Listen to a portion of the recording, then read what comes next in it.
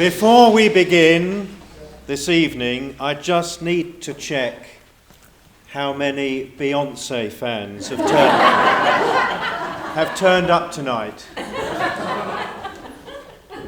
There's no shame if you want to leave now. It was just a proofreader's slip, so you could be disappointed if you misread some of the publicity early on. No, good. Everyone is staying. That's great. You won't be disappointed. Tonight is the climax, or a climax, of a story that began, as these things do, in a pub with a conversation, pint in hand, and in this case, where else but in Rusper, one of our village pubs. And during the course of that conversation, a shared passion for Sussex emerged, a passion for its music and its characters.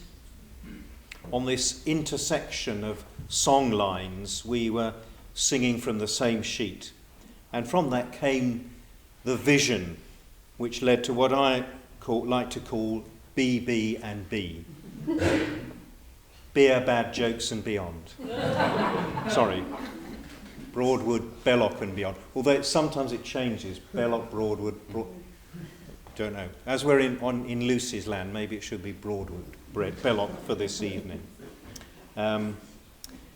So, welcome. We're about to begin. I think Chris is going to say a few words. Before that, the really boring bits about should fire break out, the door you came in, that's an exit for you. I'll hand over to Chris. I think that's all I need to say at this point. Thanks, Nick. Good evening. Nice to see you all here on a lovely summer's evening in Sussex.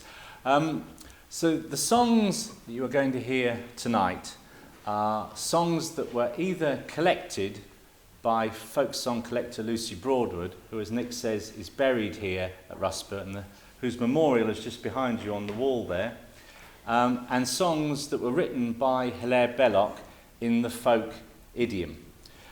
So this is the Belloc, Broadwood and Beyond project. Part of it has been teaching the songs to these lovely people here who'll be singing for you shortly, and part of it has just been exploring, researching the lives of these two very profound individuals. And there are some people who say, well, what have Belloc and Broadwood got in common, apart from the fact they both have this Sussex connection? Which was a good question to ponder on. And when I thought about it, I thought actually they've got quite a lot in common. They both had a deep and enduring love for the English country people, and not in a patronising way, but in a genuine way. And they both had a sense that England, the first industrialised country in the world, the first urbanised country in the world, was changing so radically that it was, in a sense, in danger of losing its soul.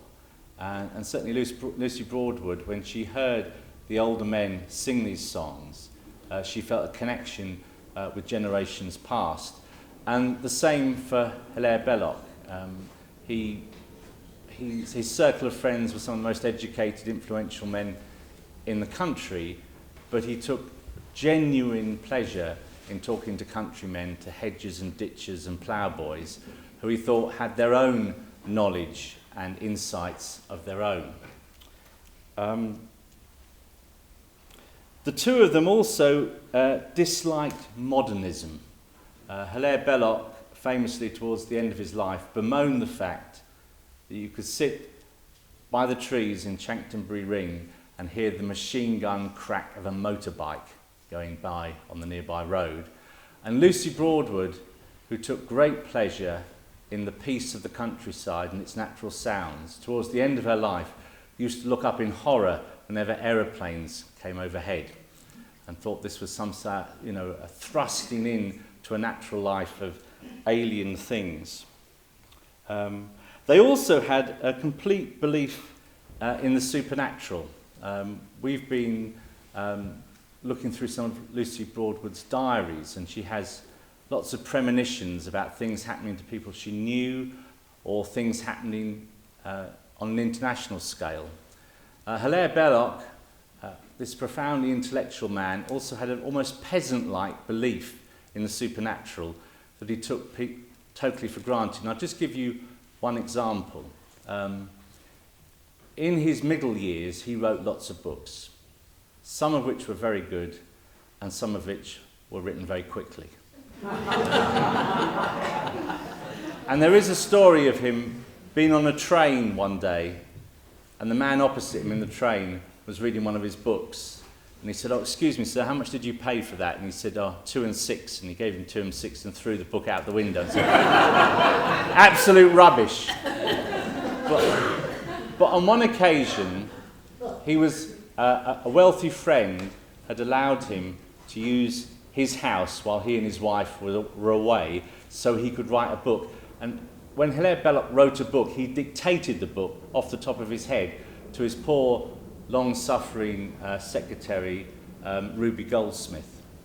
And so Belloc was dictating away, and then Miss Goldsmith became aware of screaming. And Belloc kept on dictating louder and louder, and the screams got louder and louder. And after a while she said, "Oh, excuse me, Mr. Belloc, I think there's a child screaming." And he said, "Yes? Well, don't you think we should investigate?" And so she went out of the library and into the corridor, and there was silence. Went along the rooms, along the corridor, silence. Back in the library, there was this screaming. And it occurred to Miss Goldsmith that this was something supernatural, and she indicated this to Belloc. And he said, "Yes, of course, but there's nothing we can do about it." And carried on dictating even louder. Which took this... So they both had that in common. They accepted things that lots of other people in their circle of friends would have thought were ridiculous. The other thing they had in common was that I think they've both been eclipsed by time. So Lucy Broadwood was one of the original folk song collectors, and she'd been inspired by her uncle, the Reverend John Broadwood, who had collected a small number of Sussex and Surrey songs in the 1840s. And then she went on from the 1880s onwards to collect more and more songs and inspire other people to do the same thing. So in truth, when we're looking at the survival of English folk songs, Lucy Broadwood really should be at the top of the list. But the name that everyone knows is Cecil Sharp, even though he didn't even begin collecting folk songs until 10, 15 years after Lucy. So in a way, there's an injustice there. And in Belloc's case, he was such a diverse man, but perhaps he should be remembered for his determined promoting of the Roman Catholic faith, and he encouraged lots of people he knew to convert to Roman Catholicism, including his good friend and collaborator G.K. Chesterton. But today in Catholic circles, G.K. Chesterton is looked upon much more favourably than Belloc, because Chesterton was a very kindly, giving man. Belloc expressed himself very loudly, and so isn't always remembered so fondly. And finally, what they both have in common is, I think, as the years go by, they've got more to tell us. Because when people say what they believe in at the time, you can't really tell whether it makes sense or not. But as the years go by and you look back on what they say, with the benefit of perspective and hindsight, it starts to make more sense. So just one example. In the 1920s, when many people were concerned about the rise of fascism on one hand, or the rise of Bolshevism on the other, Hilaire Belloc, in an essay published in 1925, said, yes, but all this will pass in time. Everyone seems to have forgotten the burning flame of Islam, which at the time was viewed as cranky and ridiculous, and that religions were on the way out. And he also said about, in the future, everyone will be slaves to the banking system. So, give him his due, 70, 80 years on, it all sort of makes a lot of sense. So that's just by way of introduction. I could say a lot more about each of these people, but primarily we're here to celebrate their songs. And Emily Longhurst, who's been working with me on this project, she's the songs teacher, so she's galvanised all these people to produce all the lovely sounds that you'll hear tonight. And the first... did you want to say a few introductory words? Or? I think the songs will speak themselves? Yeah, so I just said, next song, first song is The Winged Horse, and this is a song written by Hilaire Belloc, and it's really about himself. He expected to be a fellow of Oxford, but he didn't quite follow the rules, so that didn't turn out too well. So the beginning of the song says, "It's 10 years ago since you turfed me out of doors." So that's a reference to him not getting a fellowship at Balliol. And the whole song really emits his character, his personality, and his sense of perspective. So, Winged Horse.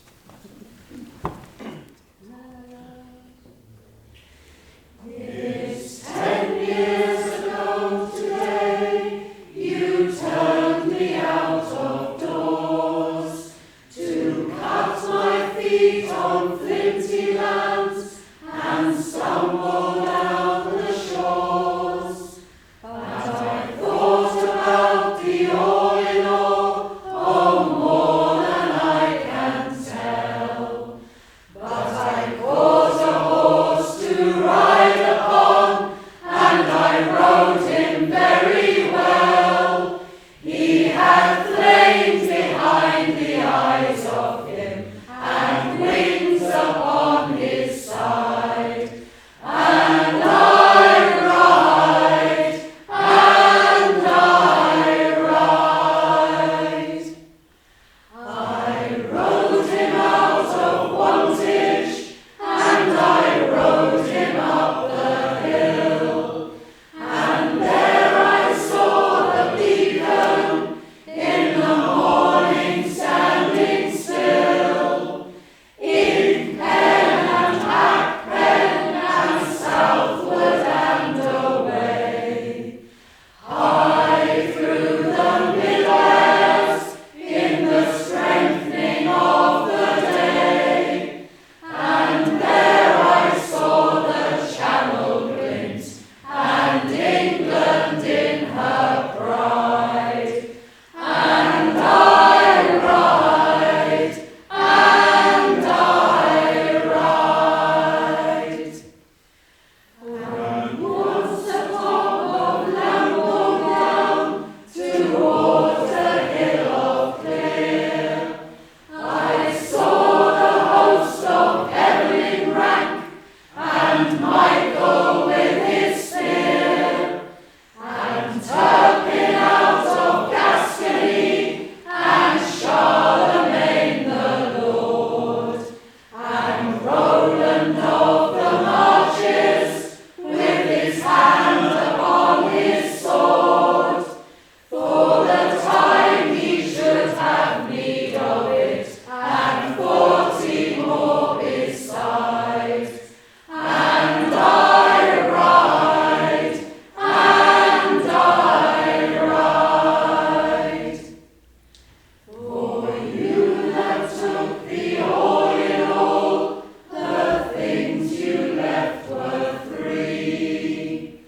A loud voice for singing, and keen eyes to see, and a spouting well of joy within that never yet was dried. And I ride.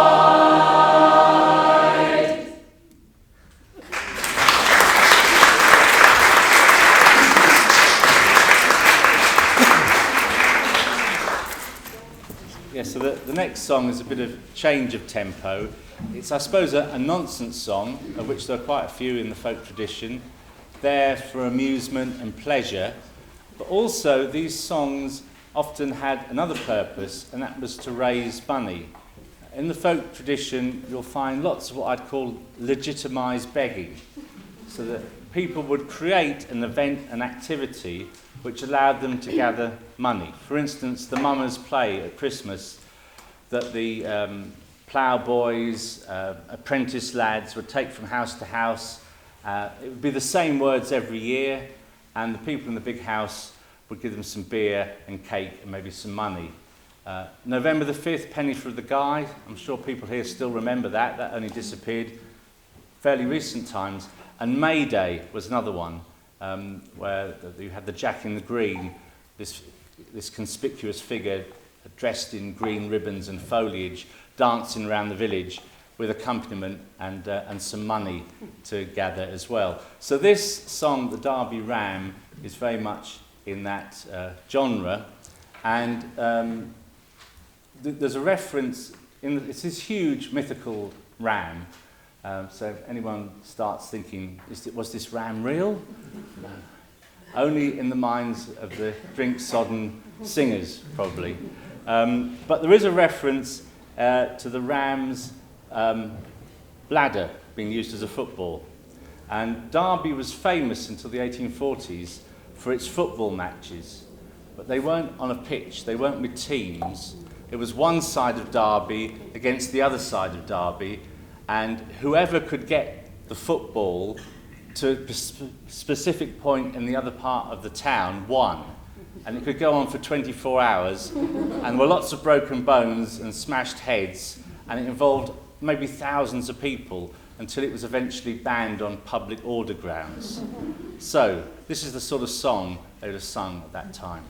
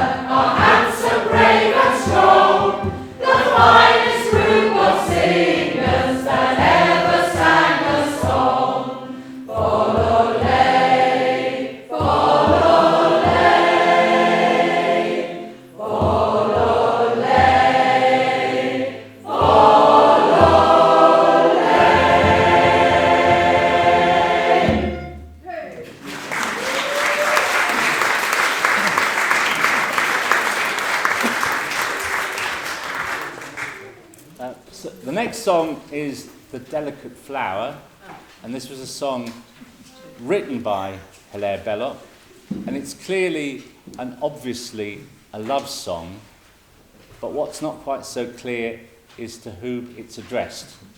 And leaving aside Sussex and the Catholic Church as his loves, the two women he loved were his wife Elodie, who died tragically young and unexpectedly in 1914, and Lady Juliet Duff, who he was quite obsessed with, but it was never, we believe, a physical relationship. He just liked the idea of her, and she liked the idea of him. So they both derived comfort from each other, and she saw him as very wise, and he had this strong religious belief. And she was a society lady who was quite ridiculed, but he took her seriously. And he wrote many poems addressed to Juliet Duff. So this song may be to Elodie, it may be to Juliet, or it may be just simply to the idea of love. Delicate Flower. When I was not much older than Cupid, but bolder, I asked of his mother in passing her bow what it was in their blindness. Men asked of her kindness, and she said it was not but a delicate flower. Oh, a delicate, delicate, delicate flower. This morning you kissed me, by noon you dismissed me, as though such great things were the jest of 1 hour. And you left me still wondering if I were not too blundering to deal with that delicate, delicate flower. 'Tis such a delicate, delicate, delicate flower. For if that's the complexion of ladies' affection, I must needs be a fool to remain in their power. But there's that in me burning, which brings me returning to beg for that delicate, delicate flower, to implore for that delicate, delicate flower.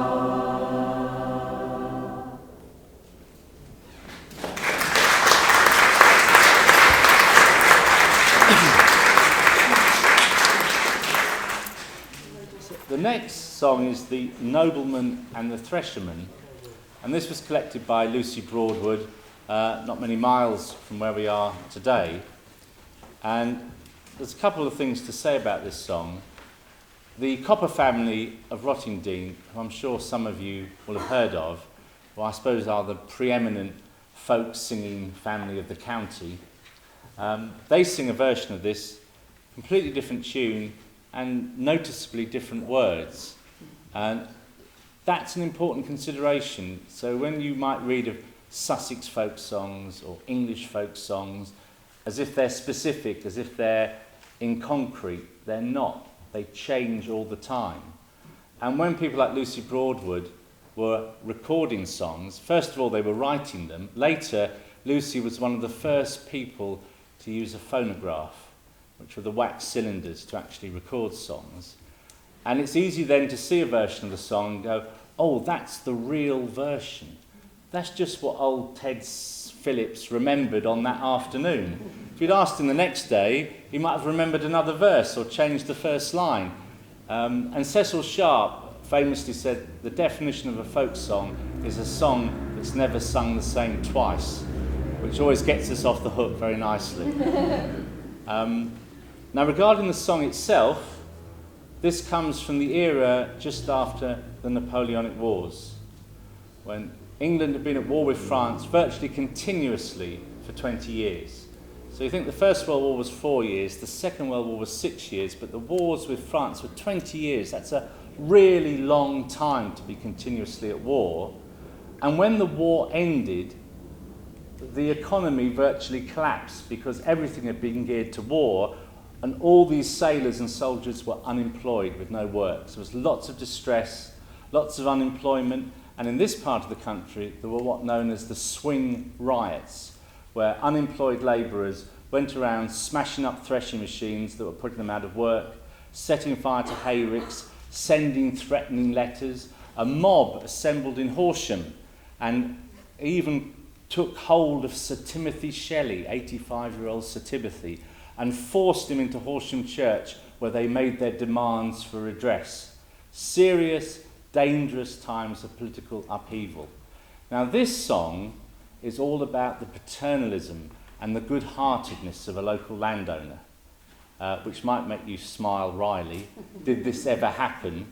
But the last verse is a sort of twist, a sort of emotional suggestion that if landowners didn't do what was right, they'd have to pay a price in a higher court. So, noblemen and threshmen.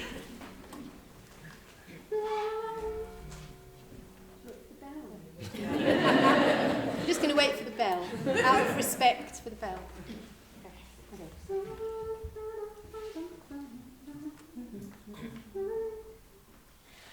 A nobleman there lived in the village of late. There was a poor thresherman, his family was great. He had got 7 children, and most of them were small. He'd nothing but hard labour for to sustain them all. This nobleman he met with this poor man one day, and unto this poor thresherman these very words did say: You are a poor thresherman, I know it to be true. How do you get your living so well as you now do? Well, sometimes I do reap, and sometimes I do sow, and sometimes I a hedging and a ditching to go. There's nothing goes amiss with me, my harrow or my plough, and so I get my living by the sweat of my own brow. And when my day of work is done, I go home late at night, and in my wife and family I take a great delight. My children come around me with their prattle and their toys, and that is all the pleasure that a poor man enjoys. My wife, she is willing to join me in the yoke. We live like unto turtledoves and ne'er a one provoke. These times are very bad and we are very poor, but still we get our living and we keep cold from the door. You are an honest fellow and you speak well of your wife, and you shall both live happy all the last part of your life. Here's 40 acres of good land I freely give to thee, for to maintain your wife and self and your sweet family. God bless all such good farmers who live in our dear land. I wish of them with all my heart their souls in heaven may stand, and may the rich shall patent from this good noble man, that they may follow after him as quickly as they can.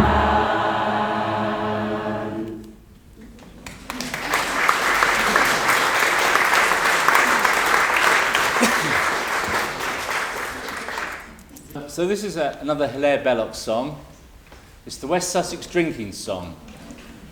Hilaire Belloc liked to drink quite a lot. He picked up an habit in his youth of walking around with one pocket full of bread rolls and the other pocket with a bottle of wine. And even as a very old man, he'd keep this up, and he'd be seen shuffling around the streets of Horsham, taking a swig and having a bite of roll. So Is that true? it is true.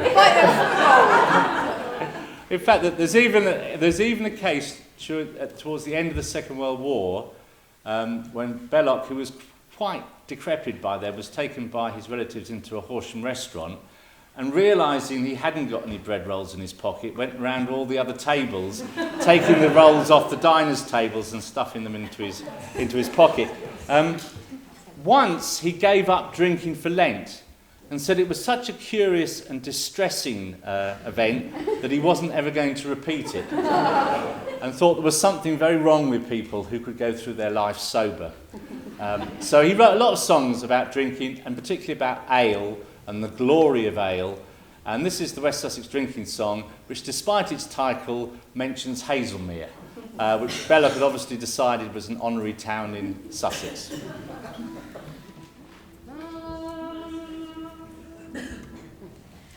They sell good beer at Hazelmere and under Guildford Hill. At Little Cow Fold, as I've been told, a beggar may drink his fill. There is good brew at Amerley too, and by the bridge also. But the swags they take in at the Washington Inn is the very best beer I know. With my here it goes and there it goes, all the fun's before us. The tipples aboard and the night is young. The doors ajar and the barrel is sprung. I'm singing the best song ever was sung, and it has a rousing chorus. If I were what I never can be, the master or the squire, if you gave me the 100 from here to the sea, which is more than I desire, then all my crops should be barley and hops, and if my harvest fail, I'd sell every rood of mine acres I would, for a belly full of good ale. With my here it goes and there it goes, all the fun's before us. The tipples aboard and the night is young. The doors ajar and the barrel is sprung. I'm singing the best song ever was sung, and it has a rousing chorus.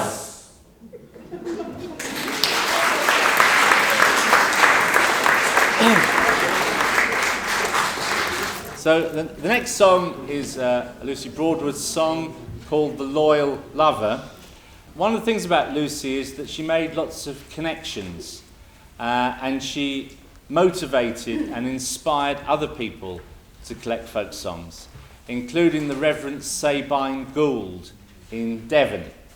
And in her diaries she describes going down to Devon and one day him taking her out to some pretty miserable tenements to meet these pretty poor people and to sing their songs to him and to Lucy Broadwood. And it always strikes me about her as a person that she was a lady of the upper middle class. She lived in Lyne House, not far from here. They were more or less landed gentry. Now, if you bear in mind how at the end of the 19th century, England was such a class-based society and also such a gender-based society, for this lady of means to actually make working men feel at ease to sing their songs was no small achievement. And I think she she had this ability to do that. And she even describes one occasion that she knew that people in the area knew that she wanted to hear songs. And she's got this very amusing description of one man not far from here who started to sing her a song as he was cutting a hedge. And she said he looked rather like a Viking. And at the very dramatic moments of the chorus, he'd snap his shears for dramatic effect, which he probably wouldn't do for most ladies of distinction. So this is a beautiful, beautiful song, originally noted by Sabine Gould in Devon, called The Loyal Lover. I'll weave my love a garland, it shall be dressed so fine. I'll set it round with roses, with lilies, pinks and thyme, and I'll present it to my love when he comes home from sea. For I love my love, and I love my love, because my love loves me.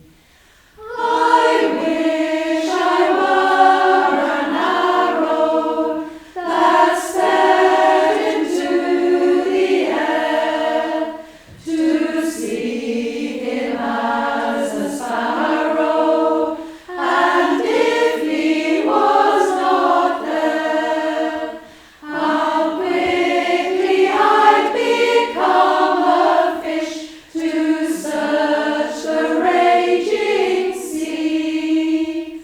For I love my love, and I love my love, because my love loves me. I would I were a reaper, I'd sing him in the corn.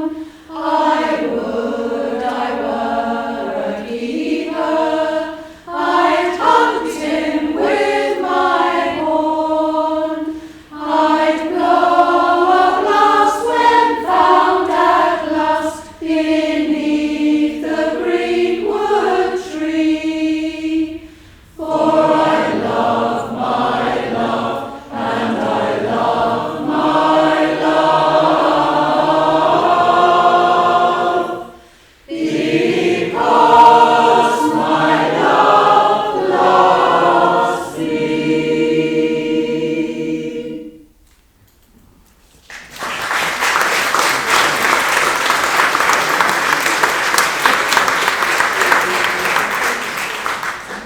So before we take the interval, this is Oats and Beans, which is really a children's song. And again, the thing that both Lucy Broadwood and Hilaire Belloc had in common is that they liked children. Belloc wrote an essay about Christmas at Shipley, at Kingsland, where he lived. And one of his delights, even as an old man, was for the young children of the village to come round the Christmas tree and sing the old traditional carols and partake in an old traditional Christmas. And Lucy, she writes about a song called King Farum, which was a very, very old song. And a family of gypsies called the Gobbies used to turn up at Lyne House and sing this song in return for, something to drink and maybe a few coins. And the adult members of the household wrote down the words, but they couldn't remember the tune, which frustrated Lucy. And then one day she heard her nephew humming a tune. And even though he was supposed to have been in bed, he heard the tune, and this 4-year-old mind had got him. She said, "Oh, that's King Farum, that's the tune." That was an example of a 4-year-old helping her to get the full song and its tune. Emily, earlier in the year, with Ross Muir, went into two local schools, Rusper School and Shipley School, with Ross being Hilaire Belloc and Emily being Lucy Broadwood. And so this was the song that the children learned, Oats and Beans. Oats and beans and barley grows, as you and I and anyone knows. Oats and beans and barley grows, as you and I and anyone knows. Waiting for a partner.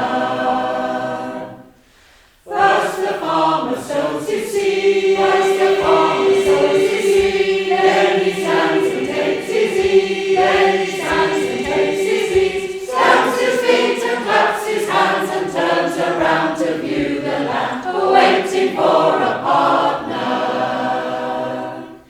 Now you're married, you must obey. Now you're married, you must obey. Must be true in all you say. Must be true in all you say. Must be kind and must be good and help your wife to chop the wood, waiting for a partner. Oats and beans and barley grow. Oats and beans and barley grow, as you and I and anyone knows. As you and I and anyone knows. Oats and beans and barley grows, as you and I and anyone knows. Waiting for a partner.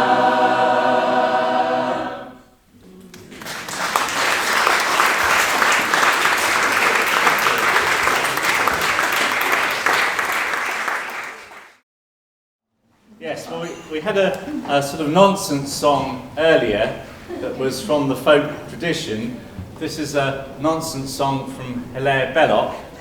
I don't even know if I can really introduce it or explain it, to be honest. It's a sort of thing where he's having fun with words and images, and it's the sort of song he sang for pleasure.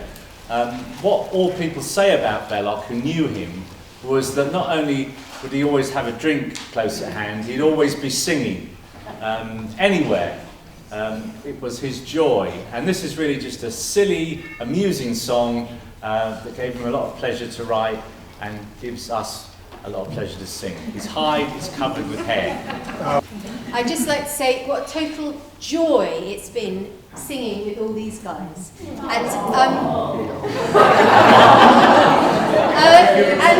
it's this, what you're hearing is a very collaborative effort. You know, we've learned the songs, and what do you think? A bit more of that, a bit more of that. And so the songs you're hearing are the fruit of these people here.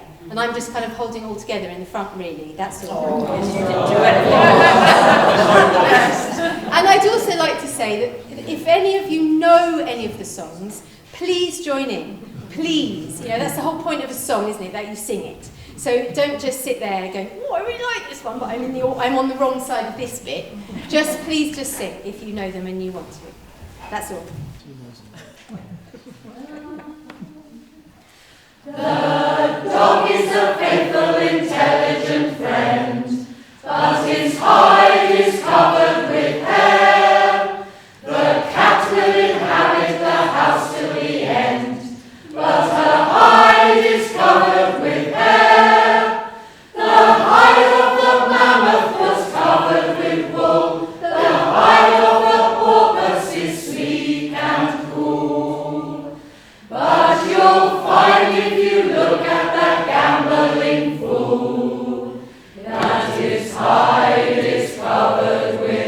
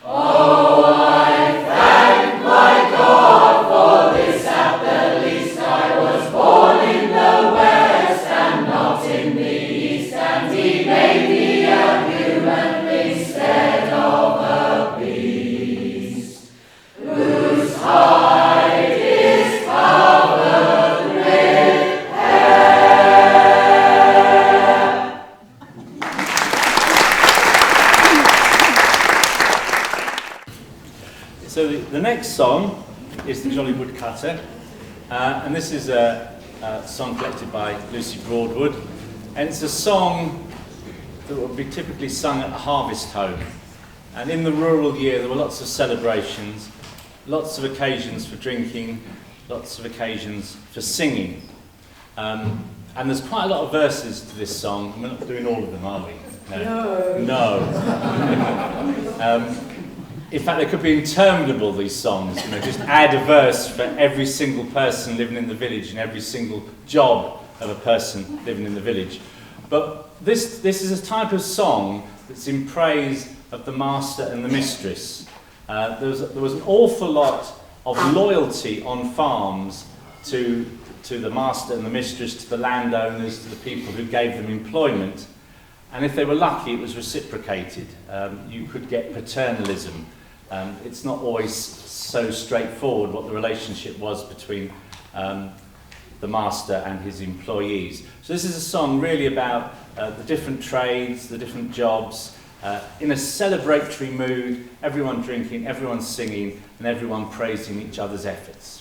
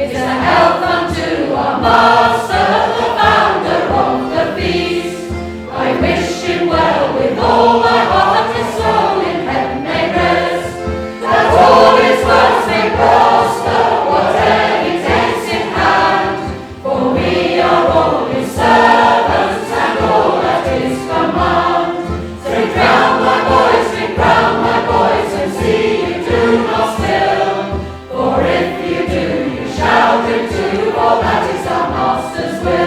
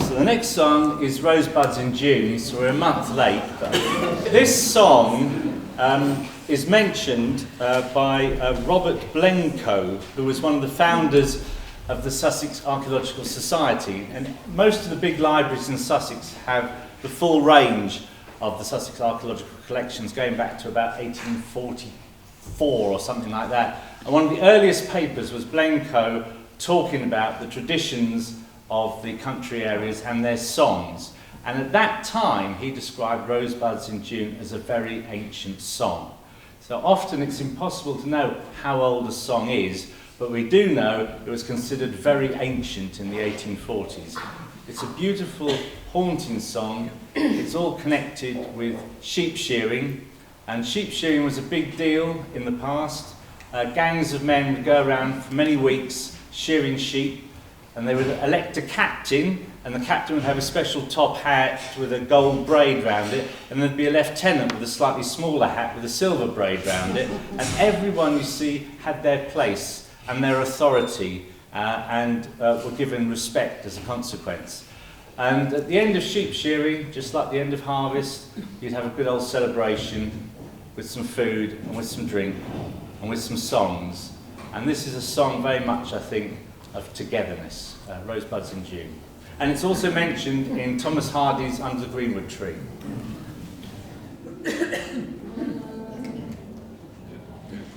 Here's the rosebuds in June, and the violets are blooming.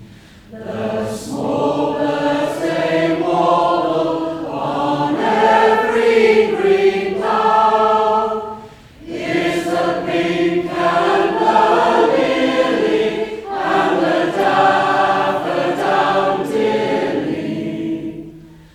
to adorn and perfume the sweet meadows in June.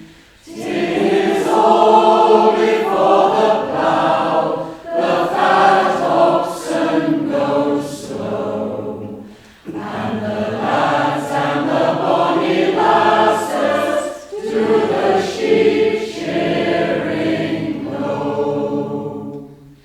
Our shepherds rejoice in their fine heavy fleeces, and the frisky young lambs which their flocks do increase. Each lad takes his last full on the green grass, to adorn and perfume the sweet meadows in June. 'Tis only for the plough the fat oxen go slow,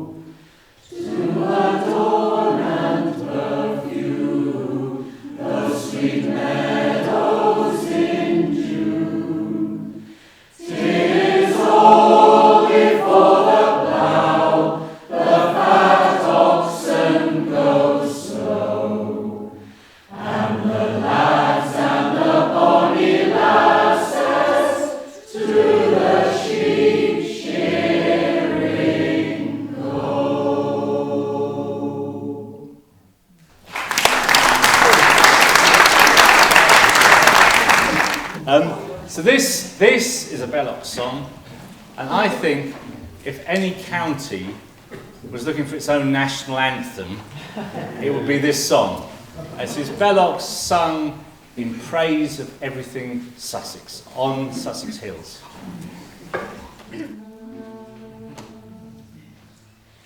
On Sussex Hills where I was bred, when lanes in autumn rains run red, when Aaron tumbles in his bed, and busy great gusts go by, when branches there in Burton Glen, and Berry Hill is whitening then, I drink strong ale with gentlemen, which nobody can deny, deny, deny, deny, deny, deny, which nobody can deny.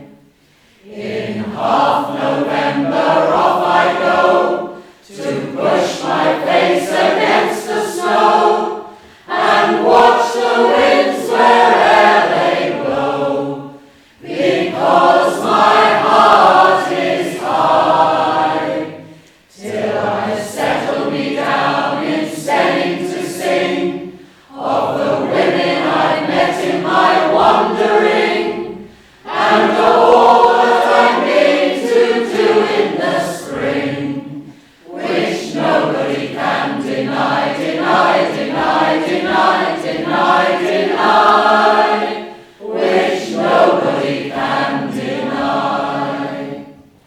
Though times be rude and weather be rough, and ways be foul and fortunes tough, we are of the south country stuff, that never can have good ale enough, and do this chorus cry.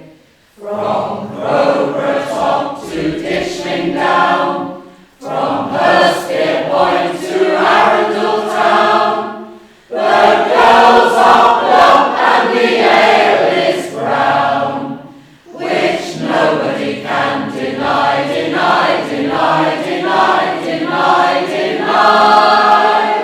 If he does, he tells a lie.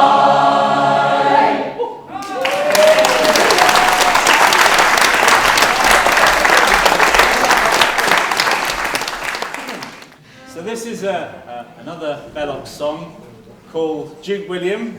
This is Duke William of Normandy, never forgiven by the people of Sussex.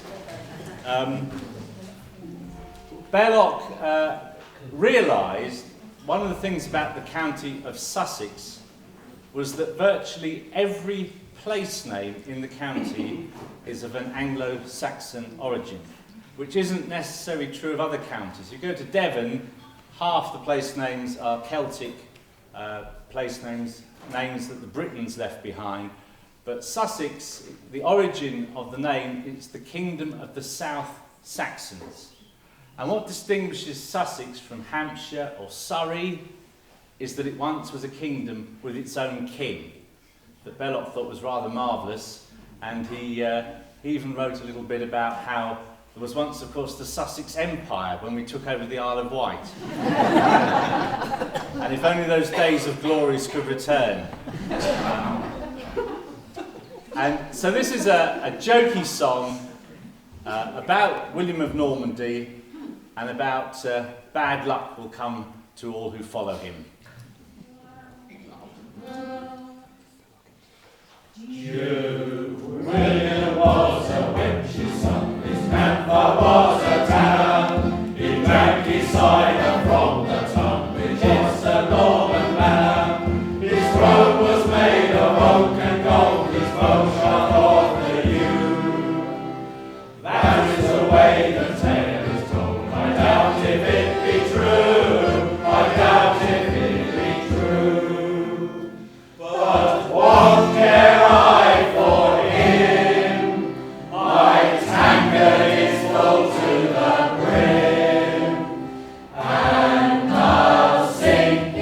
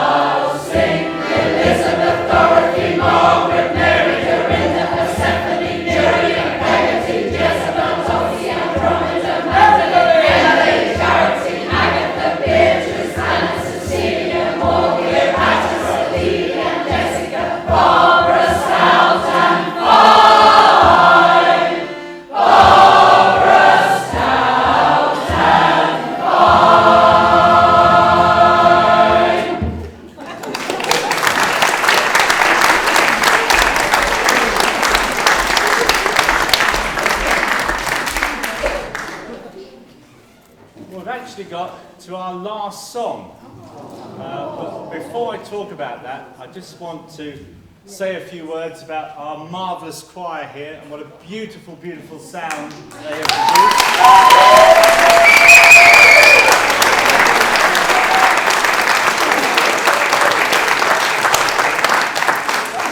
And I also want to make a particular reference to our musicians tonight. So we've got Sue,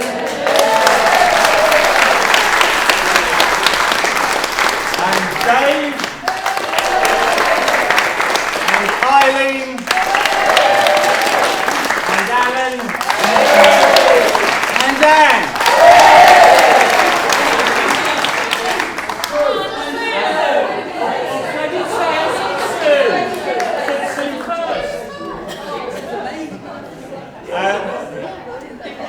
And last but by no means least, I must make mention of the mistress of the feast.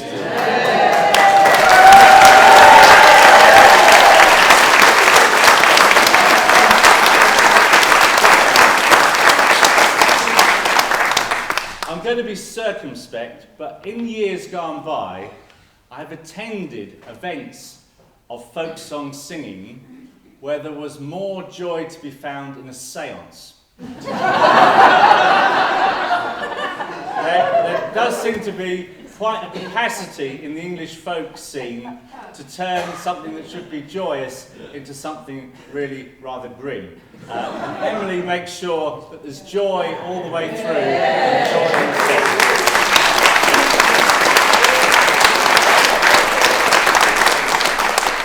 So the last song is the Turtledove, and it couldn't be more local because it was sung by the landlord of the pub over the road, the Plough. And that is recorded on a wax cylinder, and if you put Turtledove into Google, Rusper, you can hear this very creaky, just about make out what the song is, but it's there from 1904, I think. So without the creaks and crackles, a very, very beautiful song and a very good song to end on, the Turtledove. Fare thee well, my dear, I must be gone, and leave you for a while. If I roam away, I'll come back again, though I roam 10,000 miles, my dear. Though I roam 10,000 miles.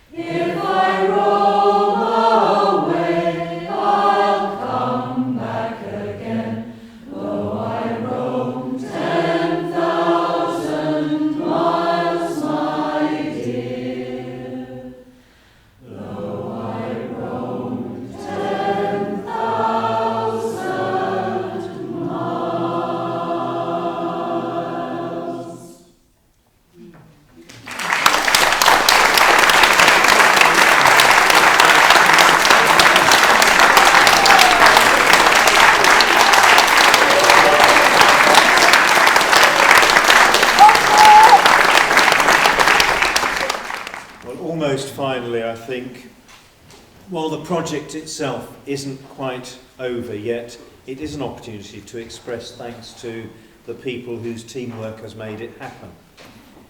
Chris, our project manager, and to the members of the steering committee. The problem we've sometimes had on this committee is too many people sharing the same name. Lots of Nicks and Chris's seem to turn up. At one point I did suggest christening Chris Hare Grizzlebeard for the duration of the project. But You should have told us, Nick. We would have all taken it. That's it now. But,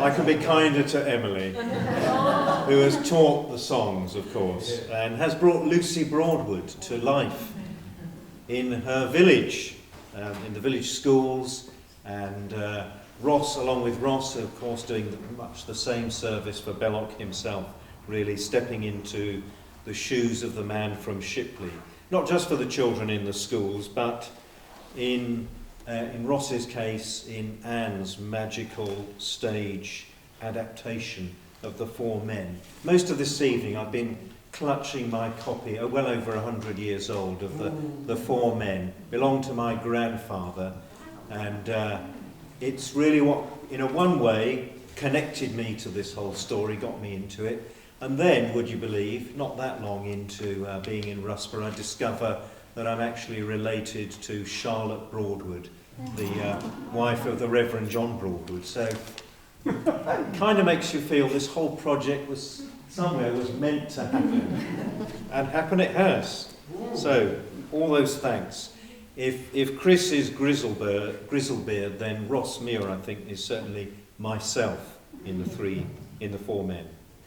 So we're grateful to all of you who've sung, who've learned and performed the songs, who've braved this old building without a toilet. Well done. And yeah, there have been a few issues with the heat and the lighting. One point was doing all kinds of disco stuff. So well done to everybody who has who's coped with that. I don't think he's here this evening, but I want to mention the technical support that Roland has given on the website, graced by so many wonderful photos. I hope you've seen them. We've got the other Chris here. He can just be Chris, recording everything, and there's going to be the CD, of course, coming out. And to the parish team here this evening for running our patronal event and providing refreshments this evening. And of course, it wouldn't be the same without the audience.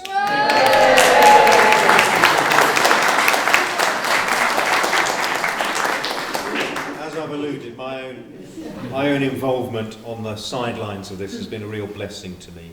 We've enjoyed a lot of innocent fun, and although we might pretend at times to be adults, I'm going to finish in a moment with Belloc's benediction. I think it's one that we can claim as a beatitude, and I'll dig it out of this old book in a few moments' time. And finally, almost finally, that's were my opening words, perhaps I'm going to be the poor thresherman this evening, hoping that the rich Lord is here somewhere. It's a free concert. We are going to appeal to your generosity. I'm sure we won't be disappointed, for two causes this evening.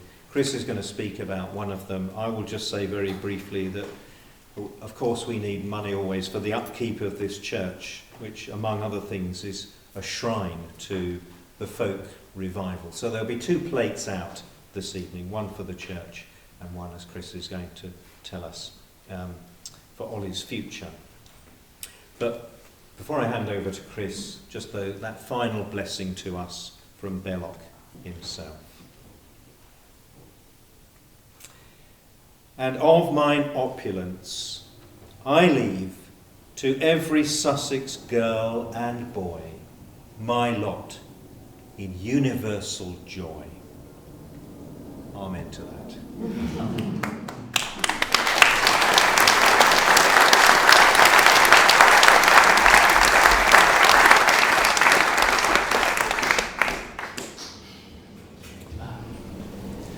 Yes, so there's Nick said there's a collection plate. My wife here, Anne, we sadly lost our dear son Oliver 2.5 years ago to suicide, and it was a very, very terrible thing. And Anne has managed to transform that tragedy into dynamic action to raise awareness of this problem that faces so many, particularly young men.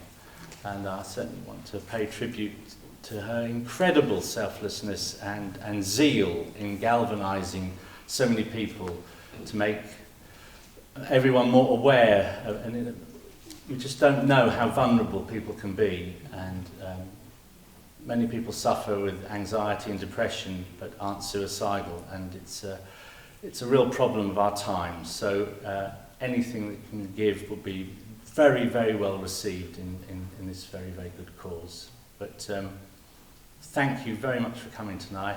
It's been a joy and a pleasure to share all these songs with you. And if you look on our website, you'll find a lot more information to interest you. Thank you so much for coming. Thank you.